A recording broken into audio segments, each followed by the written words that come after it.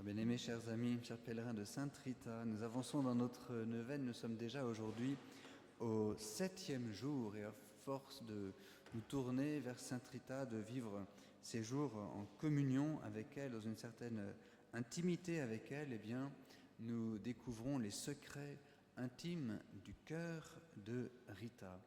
Après sa vie si bouleversée, elle est rentrée au couvent et elle est surtout rentrée vraiment dans une vie mystique où elle était toute donnée, une vie qui ne lui appartenait plus.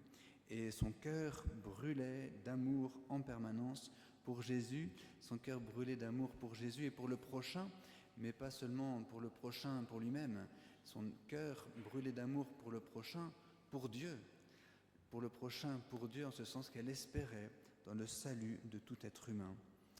Depuis le rocher de la prière, le Scoglio de Rocca Porena en Italie, où depuis sa plus tendre enfance, elle priait, elle goûtait cette intimité avec Dieu, elle voulait se donner au Seigneur, et puis finalement le Seigneur l'a fait passer par des chemins qu'elle n'a pas choisis, mais maintenant, là, au couvent, dans cette vie mystique, elle est vraiment donnée au Seigneur, elle est plus que donnée, elle est abandonnée, j'ose dire aussi, elle est immolée à Dieu. Plus rien ne lui appartient et elle vit une vie quand même douloureuse toujours au fond de sa cellule, isolée de tous. Mais son cœur reste toujours brûlant d'amour, un cœur brûlant d'amour pour Jésus, ayant appris à aimer comme Jésus aime, c'est-à-dire qu'elle a appris à donner, à abandonner sa vie. Alors elle veut aussi être en totale communion avec Jésus dans le mystère de sa passion. Et là, il arrive quelque chose d'assez terrible, mais avec cet amour qu'elle avait pour Jésus, elle s'est mise devant un crucifix, c'est l'image que tout le monde connaît aujourd'hui, et elle prie Jésus qu'il lui envoie au moins une épine de sa couronne pour qu'elle puisse souffrir quelque chose en communion avec Jésus qui a souffert sa passion pour nous. Et c'est arrivé. Sainte Rita a toujours été exaucée de cet instant, une plaie profonde a marqué son front, qui évidemment la faisait terriblement souffrir. Voilà l'épine de Sainte Rita dans son front, on la voit toujours sur toutes les images, marquée de cette plaie au front.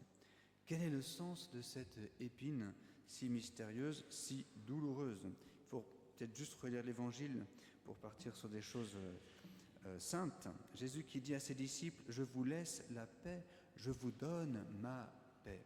On va partir de ce mystère de la paix qui est donné par Dieu. Et je voudrais pour cela vous citer notre tout nouveau pape Léon XIV, puisqu'il a fait une très belle méditation ces jours-ci, la semaine dernière, tout jeune pape, une très belle méditation sur la paix précisément, et il disait ceci: « La paix semble n'être qu'une simple trêve, une pause entre deux conflits, car malgré tous nos efforts, les tensions sont toujours présentes, un peu comme des braises qui couvent sous la cendre. Mais, dit-il, dans la perspective chrétienne, la paix est avant tout un don, le premier don du Christ. Précisément, il commande cet évangile, « Je vous laisse la paix, je vous donne ma paix ». La paix est cependant un don actif, engageant, qui concerne et implique chacun de nous et qui exige un travail sur soi-même. On va parler peut-être de conversion. La paix se construit dans le cœur et à partir du cœur. Voilà ce que dit notre pape Léon XIV sur le don de la paix. En effet, si la paix est comme un don de Dieu, elle naît dans notre cœur et nous sommes invités, et c'est toujours possible, de faire l'expérience dans notre prière de ce cœur à cœur avec Dieu et de recevoir la paix de Dieu. C'est ce qu'a vécu Rita sur le rocher du Scoglio à Rocca Porena. Mais je pense aussi à tous les pèlerins de Lourdes. Je salue mes amis du pèlerinage de Lourdes qui sont là. Tous les pèlerins de Lourdes, parce qu'il y a ce gros rocher à Lourdes, au bord du Gave, le rocher de Massabielle où la Vierge Marie apparaissait. Le pèlerin de Lourdes qui se pose là simplement devant le rocher fait cette expérience d'un cœur à cœur avec Dieu. Un vrai cœur à cœur où il goûte, certainement, c'est notre espérance à tous, mais je suis sûr qu'on pourrait poser la question, on goûte cette paix que Dieu nous donne au rocher de Massabielle quand on vient prier la Vierge Marie, ou quand on met comme Sainte Bernadette, là-bas et qu'ont pris la Vierge Marie, malgré toutes les épreuves qui traversent nécessairement toutes nos existences, eh bien nous goûtons un petit temps de paix. Ça ne dure pas forcément longtemps, mais ça suffit pour nous faire goûter la paix de Dieu. C'est l'expérience de tout pèlerin de Lourdes qui désire tant aller au rocher, toucher le rocher, passer au fond du rocher, voir la source et rester un peu de temps là auprès du Seigneur. Nous le croyons, Dieu comble le cœur sincère qui se tourne vers lui. Et quand le pape Léon XIV dit que le don de la paix est quelque chose d'engageant, et oui, nous sommes invités à une conversion.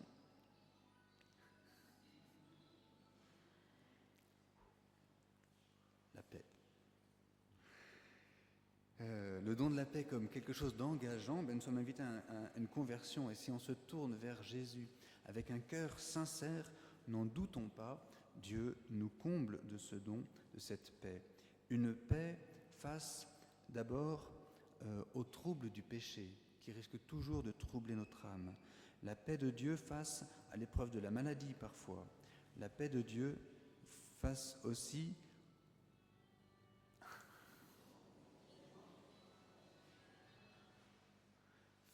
aux souffrances et aux blessures de la vie. Dans cette paix, on se laisse nécessairement aussi entraîner par Jésus à aimer comme il a aimé. Tous les témoignages, même de pèlerins de Lourdes, par exemple, c'est qu'ils reçoivent la paix et le désir premier, c'est que le voisin qui est à côté de nous et qui souffre peut-être autrement ou dont on ne connaît pas les peines du cœur, eh bien goûte la même paix. Et voilà qu'on apprend comme cela, en recevant le don de la paix du Christ, eh bien en recevant ce don, on apprend à aimer comme Jésus aime, en désirant le bien pour notre prochain. Et ce désir peut grandir sans cesse jusqu'à vouloir donner notre vie, jusqu'à pouvoir vivre une vraie conversion, le fameux travail sur soi dont parle Léon XIV, et devenir même artisan de paix.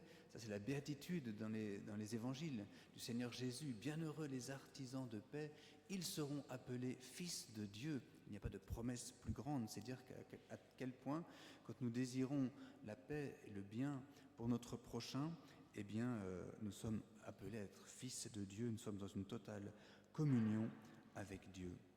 Et on pourrait encore aller au-delà, et c'est ce que fait Rita précisément, de vouloir chacun prendre sa part de peine pour donner la paix au monde. Et c'est ce qu'a voulu Rita en voulant s'associer ainsi à la passion du Christ.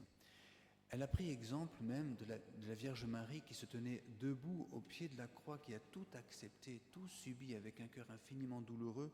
On le comprend bien, elle a accepté toutes ses peines et jusqu'à la mort même de son propre Fils pour que nous recevions la paix de Dieu, pour que nous recevions l'amour de Dieu, pour que nous recevions la miséricorde et la vie éternelle. Cela fait de la Vierge Marie la reine de la paix.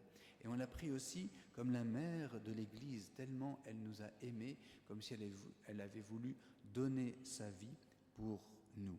Eh bien, c'est exactement l'expérience qu'a faite Rita, alors qu'elle désirait s'associer ainsi à la passion du Christ. C'est un véritable amour pour le prochain, embrassant les dimensions de l'Église entière.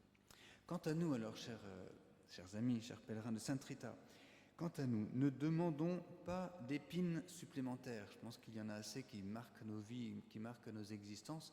Mais l'enjeu peut-être pour nous est de se dire, avec ces peines, ces épines qui me font toujours mal, eh bien de pouvoir leur donner un sens et de pouvoir les associer aux épines de la couronne du Seigneur Jésus. Faisons de toutes nos peines des épines, comme pour le Christ. Immédiatement, alors, n'en doutons pas, le Seigneur surgira en nous avec sa paix. C'était dans l'évangile d'hier. Jésus nous disait ceci: « Celui qui reçoit mes commandements et qui les garde, c'est celui-là qui m'aime. Celui qui m'aime sera aimé de mon Père. Moi aussi, dit Jésus, je l'aimerai et je me manifesterai à lui. » Eh bien, si nous avons cette grâce de pouvoir dire, ma peine, je la donne au Seigneur pour qu'elle elle porte du fruit dans l'Église, eh bien certainement le Seigneur surgira en nous pour nous donner sa paix, et sa paix en nous sera source de consolation pour nous comme pour notre prochain, comme pour tous ceux que nous aimons.